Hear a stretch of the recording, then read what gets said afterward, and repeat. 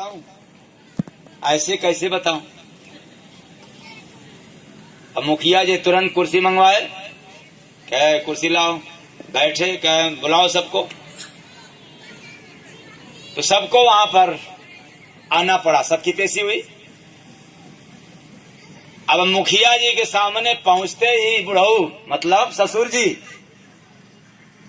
पहले अपना सफाई देना चालू कर दिए। मुखिया जी देखिए हमारी आयु कितनी है? हाँ 80 साल है, लेकिन ये हमें कह दी कि जन्मे ही नहीं है। बताइए कैसे इनको रखूं? तो मुखिया जी तुरंत पलट गए। कहा? मुखिया जी हुई पारा गरम।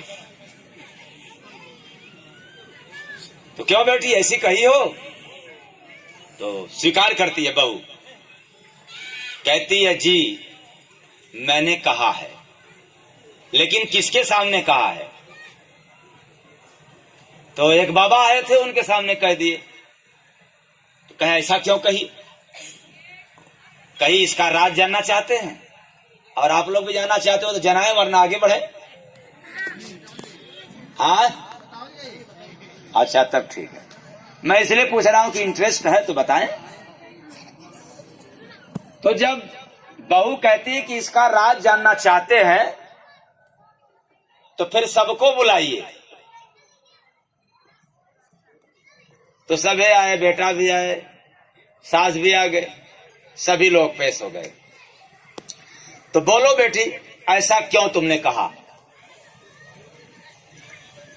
तो बहू कहना चालू कर दी कि एक महात्मा जी गांव में फेरी लगा रहे थे, घूम रहे थे, और यही कहते हुए कि मेरे भट्ठी में आग लगा, कोई बुझा दे। लेकिन मैंने देखा कि कोई उनको बुलाया नहीं, तो मैं समझ गया इनके भाषा को, इसलिए उन्हीं के भाषा में मैंने अपने पतिदेव को कहा कि आप उस महात्मा जी को बुलाइए, उनके भट्ठी में आग लगी है, मैं बुझा दूंगी। तो दरवाजे पर आए, बैठे। सुबह का बेला था, मैं स्नान करके भोजन पका रही थी और उनके सामने रख दी और बताया कि महात्मा जी आप आग बुझा ले। तो महात्मा जी जैसे ही भोजन को लेना शुरू किया तो पहला सवाल किया कि ये भोजन बासी है कि ताजा है? तो मैंने कहा था कि ये भोजन बासी है। तो देखो देखो मुखिया जी, अभी आपके भी सामने कह रही है, ससुर जी पारा गरम है, देखिए आपके सामने भी वही कह रही है। अभी कह रही है कि खाना पका करके दे रहा है, फिर कह रही बासी है।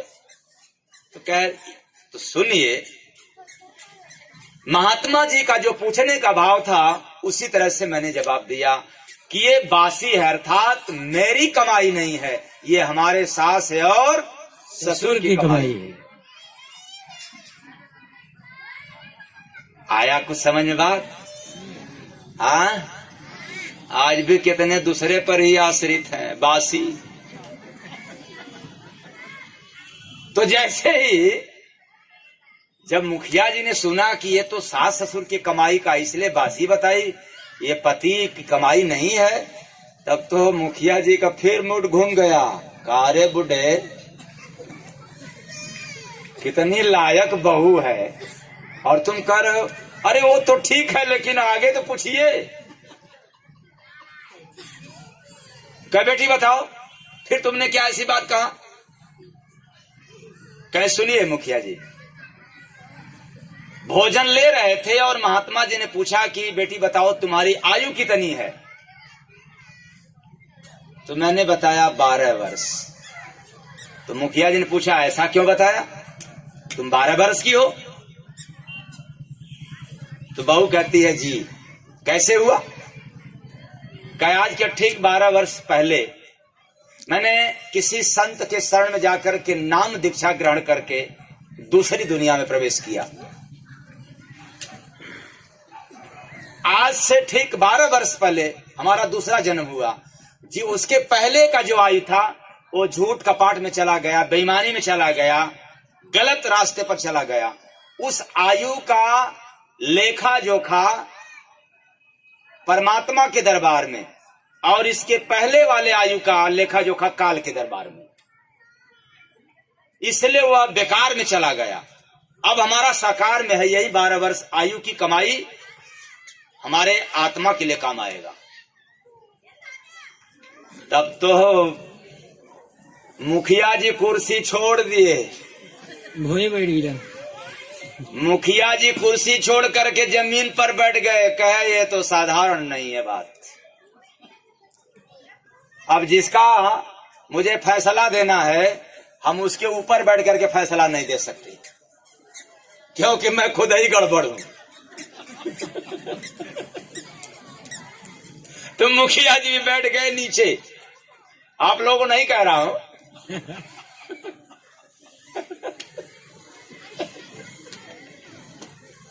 आप लोग लगाए हैं कुर्सी तो आराम से बैठे रहे, क्योंकि ये तो मुखिया जी बैठ गए नीचे। फिर बताया अच्छा बेटी, तो फिर 6 बरस कैसे बता दी? तो कई इसलिए कि शादी होने के बाद इनको समझाते समझाते 6 बरस लग गया पतिदेव को। ये जल्दी मानने को तैयार नहीं होते थे। हम नहीं मानेंगे बाबा बीबी को, हम अपना काम करेंगे, खाएंगे, कमाएंगे, जैसे आप लोग कहते हैं, ऐसे वही भी कहता था। लेकिन पत्नी को समझाते समझाते मान गए, तो जाकर के 6 बरस पहले नामदान लिए। तो भजन भी करते गए, काम भी करते गए। इसलिए उनकी आयु 6 बरस। उसके पहले की आयु की लेखा जोखा काल के दरबार में, यम के दरबार में, पिटाई वाले दरबार में। तो यहां तक तो बात मुखिया जी को समझ में आ गया। अच्छा बेटी आगे क्या कही थी? अब उनका भाषा बदल गया। तो फिर क्या बताई? तो फिर महात्मा जी ने पूछ दिया कि आपके सासू की उम्र कितनी हुई? तो 6 महीना, इसलिए कि पतिदेव तो पहले समझ लिए। लेकिन सास को समझाते समझाते समझाते जाकर के अभी 6 महीना पहले जाकर नामदान लिए, मानने को तैयार नहीं। इसलिए इनकी उम्र केवल 6 महीना हुआ, बाकी इनका भी उम्र बेकार में चला गया। तो ससुर को ऐसा क्यों कह दी? कह ससुर तो आज तक मानने को तैयार नहीं हुए जाने के लिए कि हम संत के शरण में नहीं जाएंगे, क्योंकि हम मुर्गा खाने वाले हैं, दारू पीने वाले हैं, झुम बराबर झुम शराबी करने वाले हैं। अब तो हमारा समय आ गया जाने वाला, हम संतों के शरण में नहीं जाएंगे। उसमें का आप लोग नहीं न हो।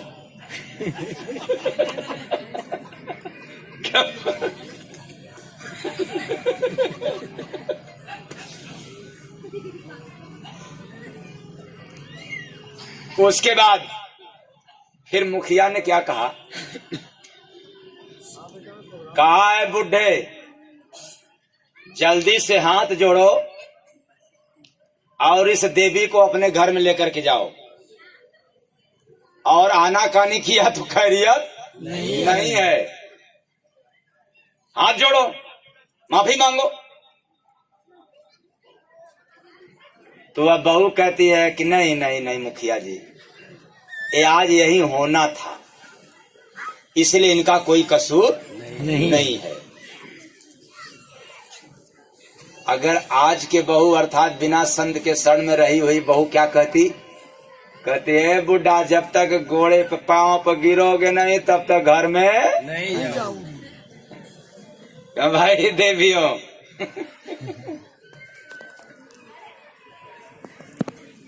तो अंत में हाथ भी जोड़ी, माफी मांगी वो बहू। कहती है जो हुआ है कोई गलत नहीं हुआ है, क्योंकि जिस लाइन में जिस पद पे हैं उसका राज सभी लोग जानने वाले नहीं होते हैं।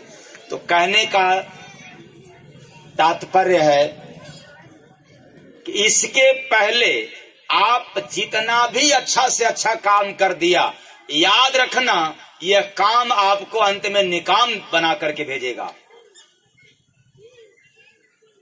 जब तक यह भक्ति भजन वाला काम नहीं किया। एक भक्ति भजन के सिवा दुनिया का करोड़ों करोड़ों काम कर लें या करोड़ों दौलत संचित कर लें, लेकिन आप निकाम ही बन करके जाओगे। सकाम बन करके जाना है तो भक्ति भजन करना पड़ेगा।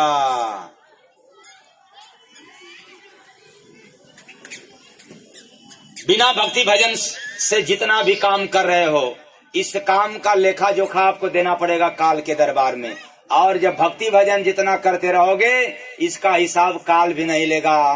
काल के ऊपर जाना पड़ेगा दयाल के देश, दयाल धाम, अर्थात परमात्मा के दरबार में इसकी हिसाब होती है।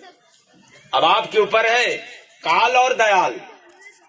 काल माने मौत, जन्म मरण जहां से है, ऐसा काम करो कि काल के दरबार में जाकर के वहां हिसाब देना पड़े, और कुछ ऐसा कर्म करके जाओ जो दयाल के दरबार में जाना पड़े।